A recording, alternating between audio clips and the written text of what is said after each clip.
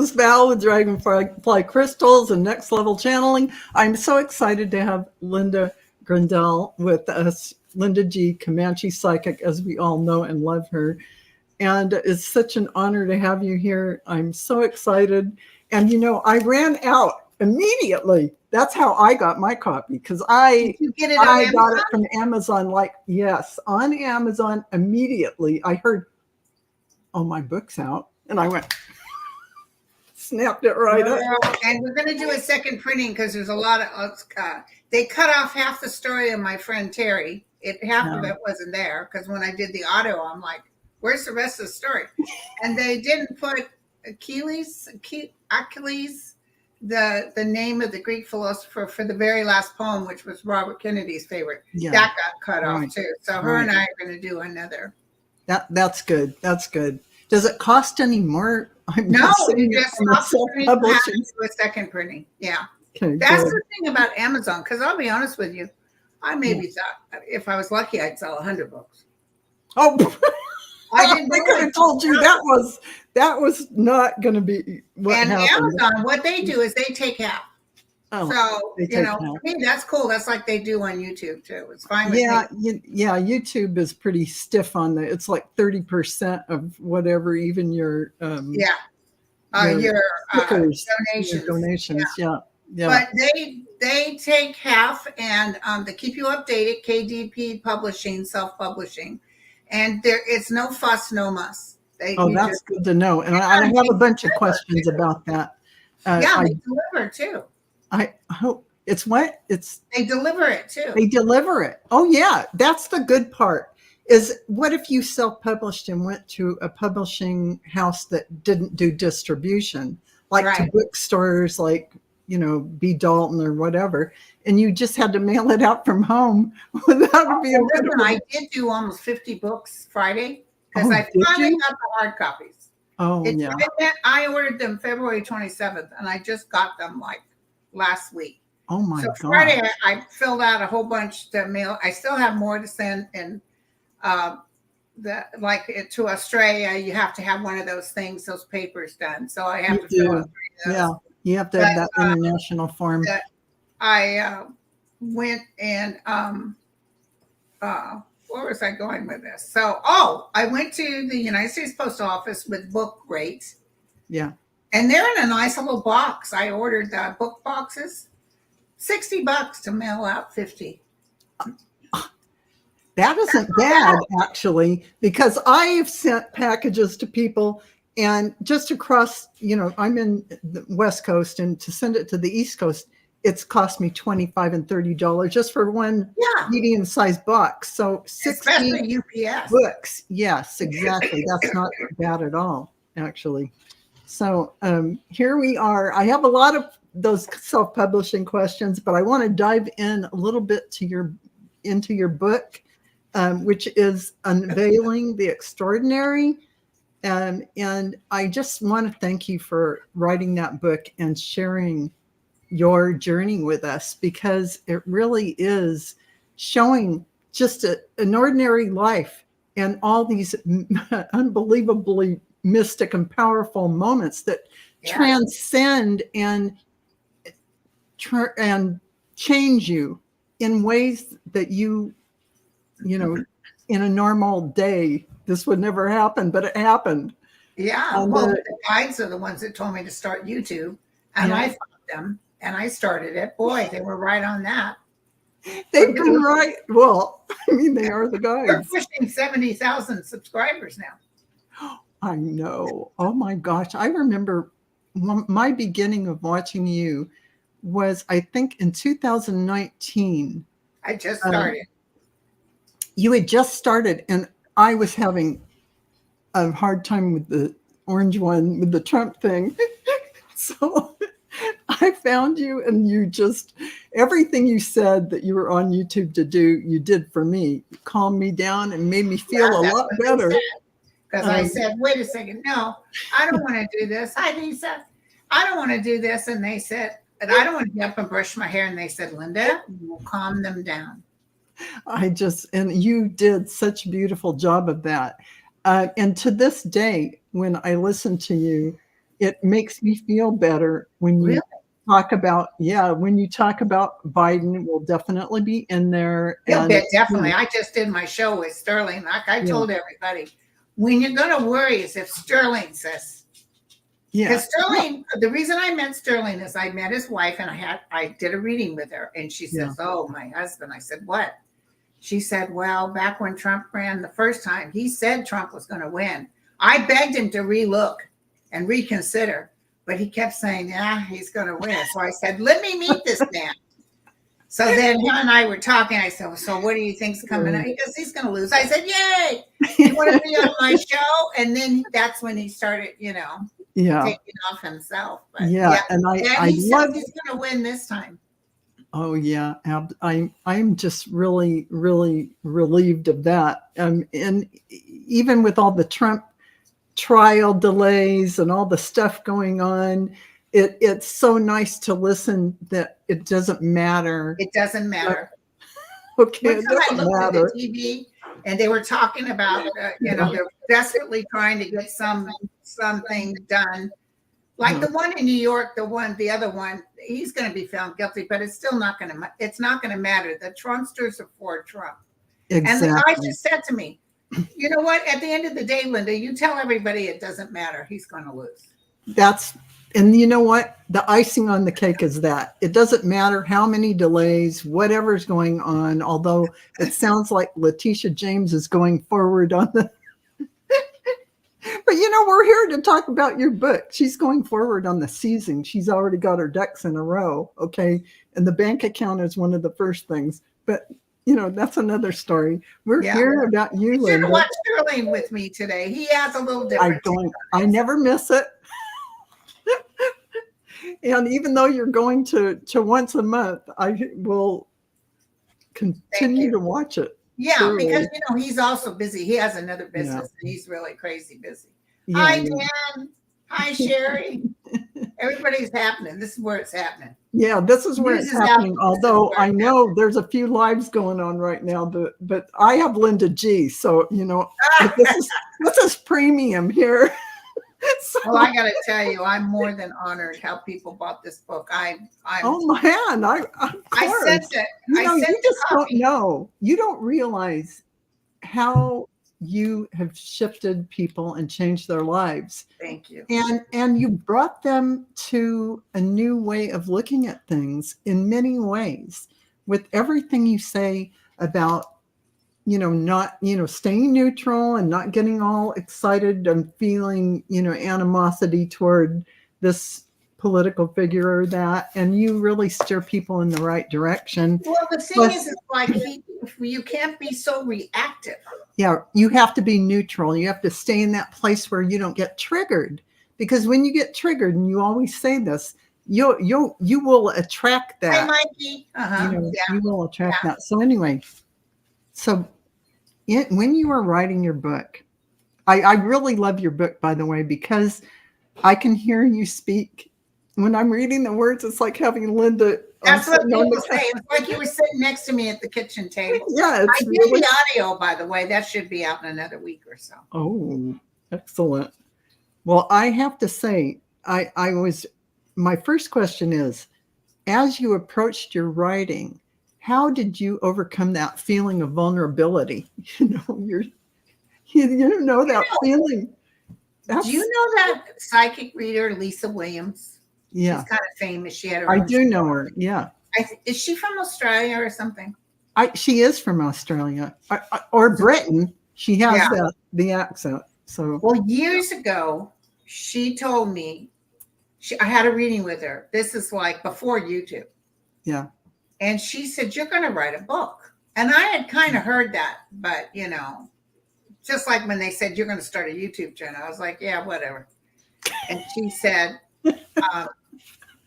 your parents are standing here and they want you to know it's okay. You can tell them the truth. You can say. Because, I was raised in an environment that you kept everything to yourself.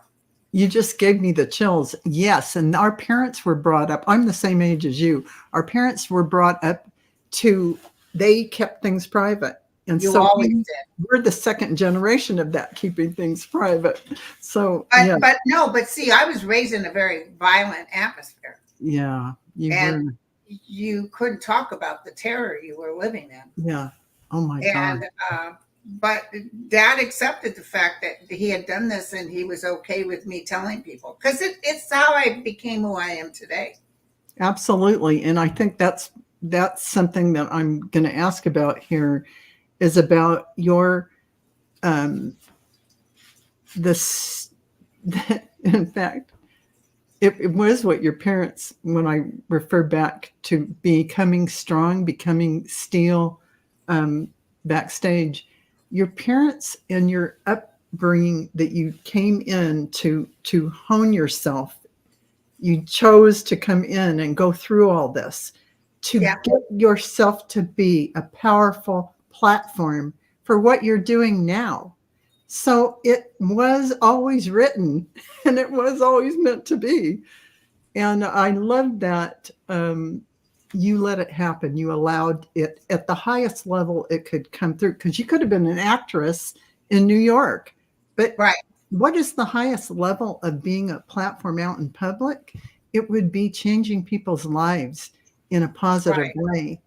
And so I think your dad, what holding you back from the New York thing, it felt like that man, some higher guidance was having him do that. Well, and the other thing is, I don't know if I would have lived through it, because I was so off my rocker. Yeah. I probably would be dead.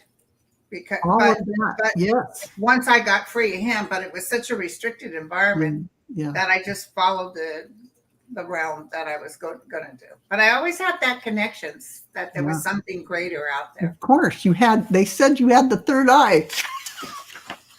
I mean, as it was written, it was already so. It's the sign of the cross, which is a Catholic. It's got nothing to do with Native. So it's interesting, because, my mom was always angry at Catholics. Well, you have a Jesus connection. So yeah, well, they were atheists. And I saw Jesus when I was 8 years old, living color. And I didn't even know who he was, but I knew he was something special.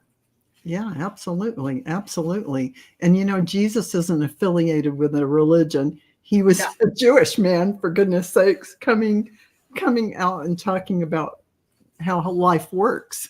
Well, it's interesting. He came, and of course, his interaction with the higher realm was much stronger than mine. But he came to help people help themselves. Yeah, absolutely. Absolutely. And that's a beautiful thing, when you don't take someone's power away, and you just kind of show them a different way of looking at things so they can go about their life in a different way. That's the powerful way of well, that's the worst sin you can do on this earth, is take someone's free will. Yes. That even means by killing them. And sometimes parents are the biggest guilty of doing this, because they're always telling you how you should be. Even when adult children are constantly being told by their parents what direction they should take, you're taking away their free will. You stifle them. You stifle their creativity, right? Even though we care for our children, we've got to shake it loose. You got to let them make the decision for them. Because what they'll do is they'll get very independent, and then it creates this weird bond.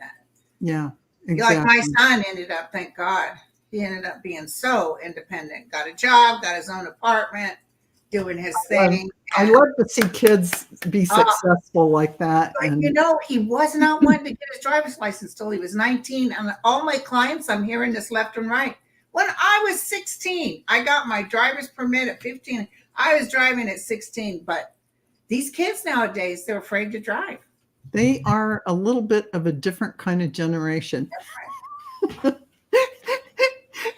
I'm interested to see what they do in the future. But so I wanted to know also what your earliest recollection was of visiting Oklahoma and your Comanche tribal, the ceremonies they have. And I know you go periodically. I think you go every year. But when you were a child, because the next question, I wanted to know how that shaped you and informed who you were as a child growing up, what that was like for you, and what you came away with. Okay, so how was the question again? So, as you were growing up, and you went to, I assume that you went to Oklahoma and to the Comanche tribal ceremonies and things. When I was an infant, my mother took me, but I didn't get back to Oklahoma until years later. Yeah. So really, you're only my connection with mom. my cousins in Oklahoma and stuff didn't happen until I knew of them. Yeah. But I didn't connect with the tribe until I met the chief, Wallace. And that's when you met Chief Wallace? Yeah. Wow. That's when wow. My mom would tell me stories and stuff, but my mom had a lot of heartache and anger in her. Yeah. And all the family were Mexican natives, and all of them were struggling, and a lot of them were alcoholics. Everybody's clean and sober now. Yeah. But it was, I didn't know how to get back there. And then I was looking up something on mom's property. So I flew back there. I think my sister came with me, and we got to meet all the cousins and, that's so great. And go to the tribe and go to powwows. It was so much fun. Well, it's probably more meaningful to you now anyway, because you're old enough to understand things. And when I went in with Wallace, Regina, my cousin, she said, "Oh, she's a psychic man." He said, us natives, we don't really believe in that spirits. And I proceeded to tell him about his mom, his deceased wife. And then he actually started calling me later to ask me, by the way, this is going on. What do you think? Oh my God, that's hilarious. I love that. But that was a good meeting for you. For him, it was an eye opener. Okay. So I also wanted to know, after your diagnosis and you decided to go on the comedy club circuit, where did you pull that strength from in the midst of all of that? I was always kind of a one-liner. As you know, I like to tell jokes. And it was sort of my bucket list. And I thought, and I had no breasts, no hair. and I'm older, and these kids, because the comics I ran with, they were young and upcoming. Yeah. And they said, Linda, I guess, I pulled a sob story about cancer. And they said, come with us, and they took me to places a lot of comedians only dream about. Oh, wow. Including in Hollywood. And I know all of the clubs because I lived near San Francisco. So you went to a lot of the big. A lot of them. Oh, yeah. And I thought, how did she get in there? I know. Well, it's from the people who were headlining. That was really amazing. And also I had large groups that followed me. And, comedians like groups that follow. Yeah. I did it, and you know what? I didn't do it with any intention of making this my thing. I did it as a bucket list. I enjoyed it. I had a good time, and then I decided, the YouTube kind of took up my time. Yeah, it did. It took up a lot of your time, and we all needed you. Yeah, but it was fun. A lot, because there was a lot going on, and even today, there's a lot going on. So, we still need you a lot.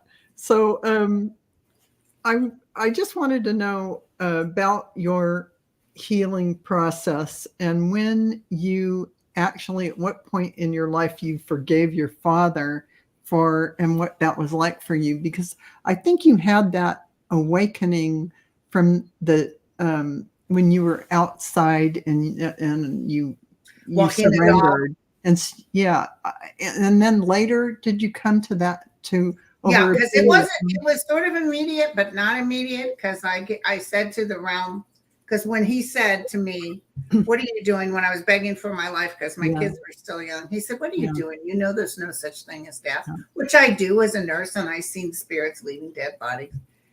And so I felt embarrassed. I thought, yeah, you're right. And then I said, into thy hands I commence my spirit. Well, something happened. It's in the book to me in that moment. and I couldn't get the smell of the earth off my hands, which they say is a sign of healing.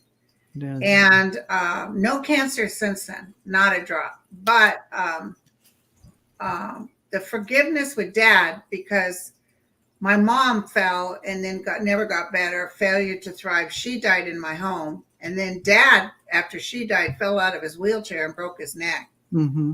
Well, fractured his neck. And then he became, instead of a paraplegic, a quad, who couldn't transfer.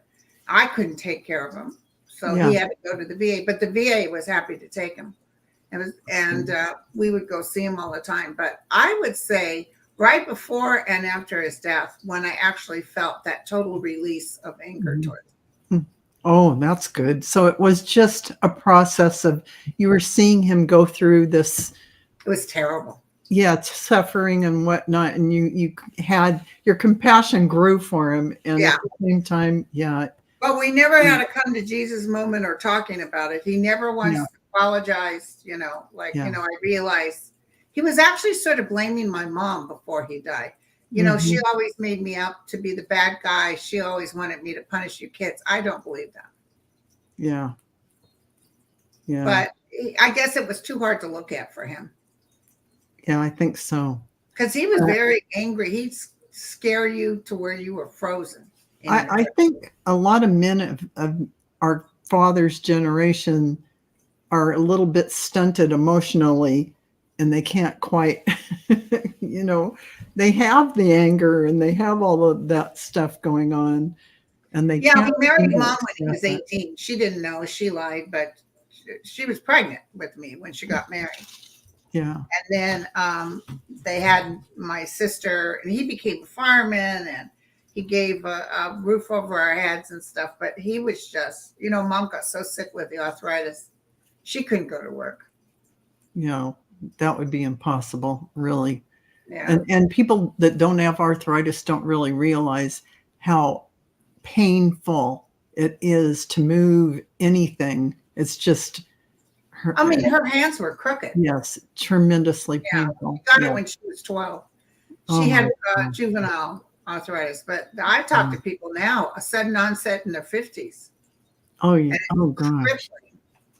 Yeah, that's hard. That's hard. My great-great-grandmother, Louisa Matilda Sinoya Comanche, she had rheumatoid arthritis, so it runs in the family. And she would walk with 2 canes, but she lived to be 85, probably because she didn't take things like prednisone and all that. Probably. I mean, some of those things, like you say it in your book, it actually is, it takes away your body's ability to heal itself.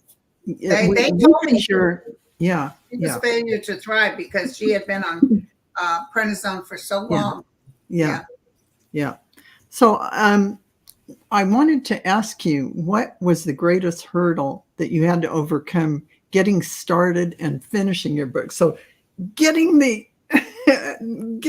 yourself to sit down and write it in the beginning, and then finishing it up.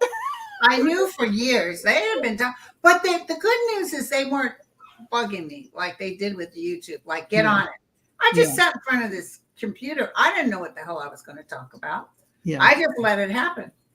And they were like, you're going to write this book. I think Sterling even told me later, because I said, well, I'm in and out. He goes, oh, you're going to finish it. People had more, where they knew I would do it.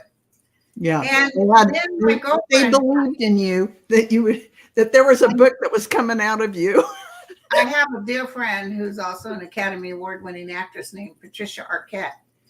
And she lives in Malibu. And she said, come down to my house in Malibu, sit in paradise. And you did, because I saw the backyard. We went through the book, and then I had conceptual outline.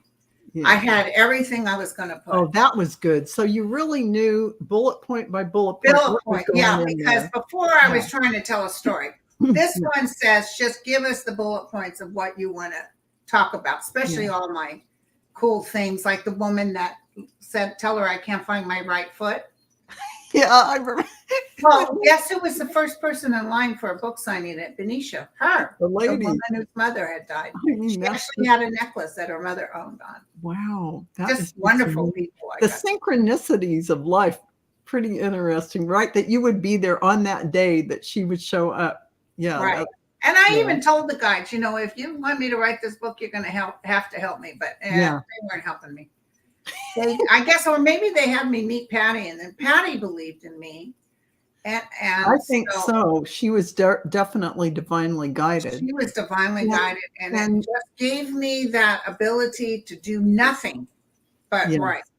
And that's what and you then need. You needed to be taken out of your environment, put in another, so that you could just focus on that. And I mean, the bullet points definitely helped organize your thoughts to go through each stage. So if we're budding writers, that is probably a really good method to start with, is get those points down. Yeah, but you know, honest to God, I'm not a writer. I just was telling a story. Yes, apparently you are a writer. Apparently you are. So stop saying you're not a writer. Thing. I told Tana we'll self-publish and maybe it'll sell, maybe not. But it's not going to cost me too much money if it doesn't sell. And then I was shocked. And then I was #1 on the New Age spiritual Amazon release. And then I was #3. I don't know what I think the last I looked at was 6, because you can't stay up there all the time. No. Just keep selling. It was so much fun. Oh my gosh. This is so exciting. And everyone out there, I have the link to Linda's book in the description below to Amazon. And you can get your copy, hardcover or softcover. A lot of people, like Ness just said, "Oh, Dan, your book's in the mail, by the way." I think I told him. A lot of people are waiting for the audio. I was just going to ask, when is the audio coming out? Well, Tana got this big setup. I had to order a special. Yeah, I was going to ask you, how did that go for you? She knows. Let me tell you, this girl knows everything. So she's audioed her books. So you had to have some sort of thing, a screen over the mic. And then we went to the hotel that I put her in Benicia, because there was less street noise. Like here, sure enough, you know, the dogs would have started screaming. Well, of course. So I did it with her, and we thought it was going to take several days, but we started and it just flowed. She said, "Linda, you did a good job." And, you know, I tried not to sound nasally, but, you know. You have to sound like you, though, because it's you. And I just, you know, kind of went with the flow, and it was actually fun. We only worked on, I think it took about 4 or 5 hours, because you got to pause. It's not like reading a book. You got to start. I was going to ask. I mean, I didn't know how, if you do a blooper, do you back up and get rid of it? Yeah, she has a way on the thing to go back and do it again. Okay. Yeah, that's kind of intimidating to have to read it out loud, and you know. I know. And then I found mistakes. Like the story of my good friend who died of leukemia in 1971. And I could always find her grave whenever I went there. It's very blotched, just like part of it's missing. So I don't know if that happened in the printing. So we're going to redo the printing. Yeah. When the audio comes out, we're going to stop this printing and start another with all the stuff. And now I'm going to have to order another copy of your book. Well, just little things. And then a Keeley, the Teardrop by Teardrops poem at the very end, which was Robert Kennedy's favorite. It's the author is, how do you say it? Asiles or something like that. It's a Greek philosopher. It was Robert Kennedy's favorite. Anyway, that was cut off.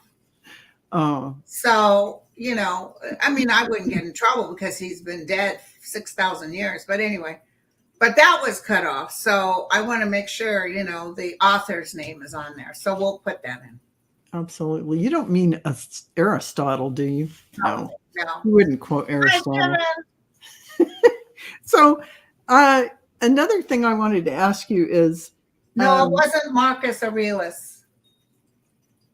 Yeah. I don't know who it was, because I'm not up on the. I mean, the only one I know about is Plato and Aristotle. But It's by drop. I wanted to ask you about revisiting. When you had to go and revisit those events as you wrote your book, Yeah. that must have been hard. And how did that affect you while you were like, did you have to relive everything? Sort of, but it's weird because where I'd gone from since my awakening, Yeah. I had gone from probably very reactive. Things would bring up and I'd start feeling those feelings to actually not feeling those things anymore. Oh, good. So it's almost like I'm looking at someone that's no longer alive. Oh, good. So my life is like telling the story of someone. Yeah.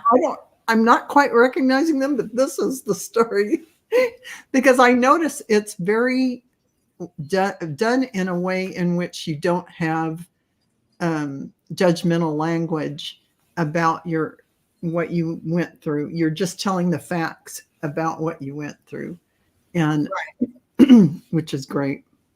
Just the facts, ma'am. Just the facts, ma'am. So now that you have this best-selling book out on Amazon, how do you feel? I want to go to Disneyland. I mean, don't you want to go to Disneyland? Don't you feel, first of all, it's got to be a relief to... Oh, like I don't. Every day I kind of had that little, you should work on your book, you should work on your book, you should work on your book. But, yeah. But then you might still have that because do you have plans for a second book? And no. Can you give us a hint? Oh, no, yes. But I think Sterling told me that too. He said, you're going to write a second book. You are going to write another book. I don't know what the heck I would talk about. Unless it's more stories about the fascination. I'll tell you what you're going to talk about. The book is a journey of surrendering and forgiveness, and what you went through, or you can expand on that for people to understand that process, because your book is about, this book you wrote is about surrendering and forgiveness, a journey of that, and how it shifted you and changed you. And so now folks need the workbook. How do you get there?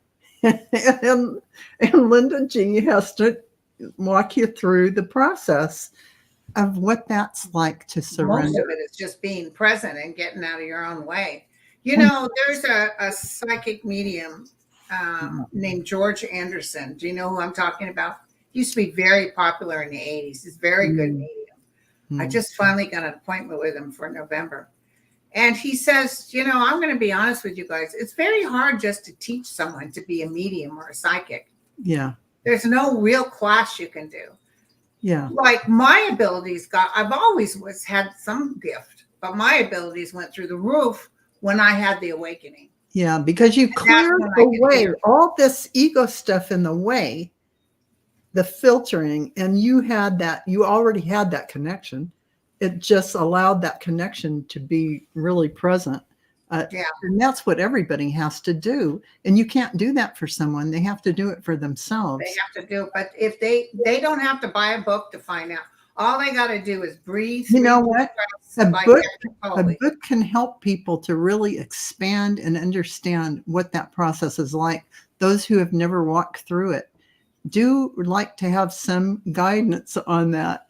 Well, my version would be Eckhart Tolle's version, but maybe more in language people, because he kind of goes off. I mean, you're very easy to understand. You talk in normal, everyday people language, and you're funny. So, I mean, everybody needs that humor. Even through your book, you have all this wonderful humor to lighten the load. And I think everyone relates to that and feels good about it. Even in real life stuff. I mean, they said that chemo, I was probably going to lose a bunch of weight. I lost all my hair and my face was beat red. But they said, oh, Linda, you know, like, I guess that was the topping on the cake. And when I didn't drop a pound, I told them I wanted my money back. And they said, what? I said, you said I'd lose weight. Yeah, but you cured from cancer. I don't care. You said I'd lose weight. I also like your, you know, with the breast cancer, no, just take them both. You're not leaving me with one. So you'd have one. I know. Well, they said they'd take one off down here, one and give me one that matches my. I said, wait a second. You're going to cut this one off and give me one that hangs over my belly like this. Oh, hell no. Take them both. I used that on my stand-up, and the kids loved it. That is hilarious and so true. Yeah. You know, and then the hair grown. I had a little kinky curly hair growing in. In the meantime, the pubes went past my kneecap.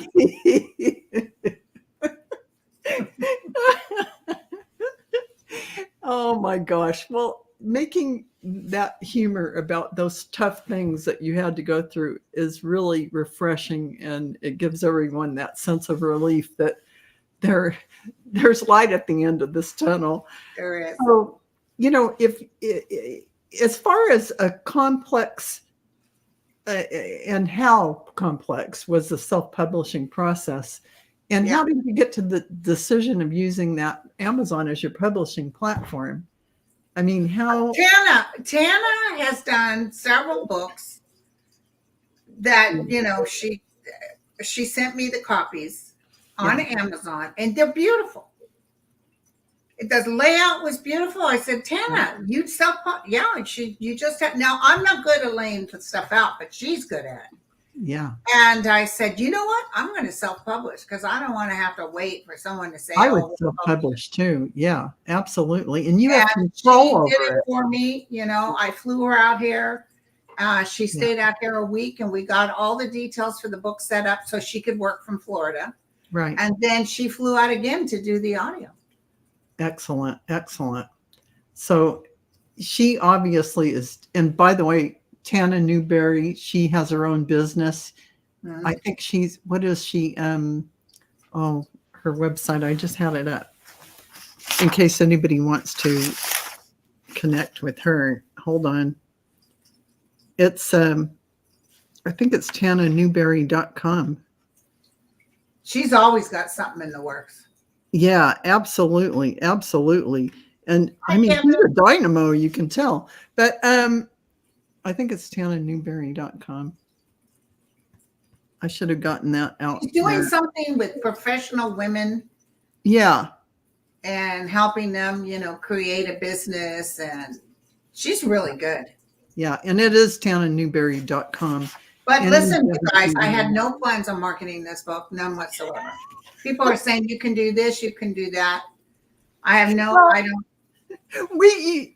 You have your whole entire YouTube community. So, I mean, as far as I really don't need to market it. Yeah. I don't think you have your built-in marketing. Yeah. So, you know, if you were going to give tips to any of us that were budding authors in this community here, and I know a lot of people are, what would you give them about the writing process and the self-publishing process? Well, don't push yourself. You got to have the desire. Yeah. And I find that allocating a certain time, because then the guides can work with you a little bit more. I mean, I can't say it was all guide related, but I would remember stuff like that, you know? Yeah. And then I just told a story, not a whole bunch of stories in one day. Each day I told a new story. And then I would remember another story. That's because there was more stories I could tell, but yeah. I didn't want it to be too long either. It's just like my videos. I don't go for an hour. I strongly believe, 40, 45 minutes is the longest you should go. You'll notice you get more viewers. People don't want to sit for an hour or so. That's probably true. Yeah. So do you have any predictions for us today politically? Well, watch the Sterling video. A lot of stuff Sterling said. Okay. I did predict that Princess Kate had cancer. Yeah. I said, she's got cancer and she's sick, you guys. Yeah. And she does. And I think when Lady Princess Diana kicked off her shoes and says she's in my shoes now, I think it's the overwhelming pressure from the media. Mm-hmm. Yes. Because it's like the poor girl, she couldn't keep this private. There's just no way. There's no way. Absolutely. I do feel the king has prostate cancer. Some people are announcing it, but it hasn't been announced by the palace. But I do see his lifespan, maybe a couple of years, if that. It's very sad. And I also predicted that that young man that was missing in Tennessee, the young college student, would be found in the water. I didn't say found dead in the water. I said Right. found in the water. My guy Right. said it right away, kind of like that Gabby. Remember Yeah, that Gabby Gabby? I saw she Petito. was killed. Yeah. Yeah. I have to So- say, you have been so accurate on. Right. I mean, you just have a track record that is. I don't know why, because it's very sad, but they're not really Yeah. dead, you know. No, But it's just you ask me, and then bada bing, bada boom. yeah, you get it. You get it. Isn't that But I funny? don't Give answer it- too many questions because, you know, death is not something you should be Yeah. talking about. But Do you- I just couldn't help it. She said, "Where's that? Yeah, Where's she that came right kid?" to you. And boom, I saw it. Yeah. I saw it. Can I ask you, if you sat down and actually were talking to your guides all on your own and writing questions down and asking them, would it be as powerful as you getting a question from someone in the community and saying, Linda, what about this? Would you get better hits when somebody else asks the question? Actually, it's almost the same. If you write It's it to almost the same. someone asked me, it's about the same. Okay. But it's just boom. Somebody You get it. wrote me and asked me about that kid. I remember Linda, and I didn't know who he was. So Yeah. I had to look up his face. And I looked at his face, said, "Oh, they're going to find him in the water." Yeah, And Yeah. sure enough, they did. they did. Yeah, your accuracy, when you say something, we all pay attention. Like that other actor that was hiking, I said, "They won't find him. Not Oh, now." yeah, but you were it's right coming. about that. Yeah. Yeah, I knew you were right about that when you said it, because it had just been too long. And but I have to say, But he's not dead. You know what I'm saying? Because Oh. I can see them vibrationally. you know, the kid. I And love he it in wants the book. everybody to know he's fine. That one kid, I don't know if it was a motorcycle accident or what, and he's saying, "Tell my mom I'm more alive now." That was so profound. And Carol can tell you, It deep. is. I came out of there. The mother was wailing, but I couldn't Yeah. look at her because I was afraid I'd cry too. Yes, of course. You're going to And get that close tall with them man and with talking. crystal, he had crystal blue eyes, and he had a beard, and he was wearing motorcycle boots, and he came right through the wall. That was one of my profound experiences. That's So I started profound. telling her what he was saying, how he hit the truck, how he went to the hospital, how he could hear the screaming, how he had a girlfriend with 2 children that he never married, and he wished in that moment he had married her. And then he just looked at me and said, "Linda, tell her I'm more alive now than when I had a body." Wow. That really is profound. And just knowing that there's life, this isn't life. We're in like a dream world here doing our little thing. And life is really when you're out of this meat suit. Yeah. But you know, as you become connected to the realm, as you open up your heart and your soul and connecting, and ask them to help you. If you sit there and say, "You know, I really don't feel," tell them, "Help me find my way." And they will help you if you just can relax your mind, because they can't move in clutter. Yeah. You have to be a conduit. That which is likened to itself is drawn. You cannot create what you're not. And then allow them to come into you and present. Because first of all, they won't do it without your permission. Absolutely true. And second of all, they want you to be connected. They want, and in that peace, you'll always find the right way. Because even later in my life, when I ended up being kind of a jerk, I always had that feeling that something was wrong. Like that story of San Francisco when I was at the pub. The kicking with your, I did ballet, so I could just. I took that leg up and hit him every which way, wearing a tight dress. And you wore heels then. You only wore heels, so, ow. Yeah. So it was wonderful. It was the image of that. Yeah. But and, then Bernard was driving up. You're like 5'8", aren't you? Or you're I'm 5'6.5", almost 5'6.5". So with heels, I mean, you could not. But I was drunk and I was mad. And then when Bernard pulled up and said, "Linda, some bloody effing girl just kicked some bloody effing guy's butt out in front of the pub," I said, "It was me, Bernard." And he just, if you could see his face, blood drained. He said, "Oh, really?" He's scared now. Yeah. Don't mess with me, Bernard. Oh. Oh my God, Linda, you've led such a colorful life. I've had some good times, my friend. Yes, And if you'll notice, I absolutely. didn't talk about my Menses except the one that I've loved for 43 years. Yes. In fact, I'm going to see him next week.